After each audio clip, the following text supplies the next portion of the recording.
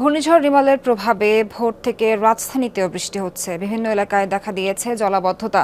নগরবাসীর ভোগান্তির চিত্র জানতে যাব সহকর্মী শওকত মঞ্জুর শান্তর কাছে। শান্ত, আপনি এখন কোন এলাকায় আছেন সেটা জানাবেন। আর এখন তো মুষলধারে বৃষ্টি হচ্ছে, নগরবাসীর সকলেই তো দুর্ভোগ পোহাচ্ছে এবং এই মুহূর্তে আপনি যেখানে আছেন সেইখানকার সবশেষ পরিস্থিতি আমাদেরকে জানাবেন।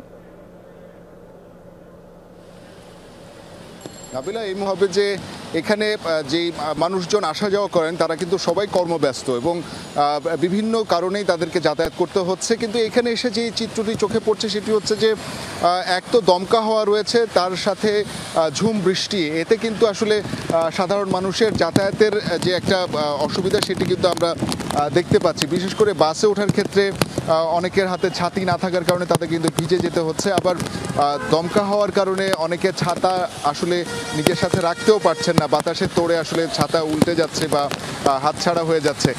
ভিজে ভিজেই কিন্তু অনেকে যাতায়াত করছেন এবং সাধারণ মানুষ তাদের সমস্যার কথা বলছিলেন। সেটি হচ্ছে যে নিকট দূরত্বে অর্থাৎ অল্প দূরত্বে যাতায়াত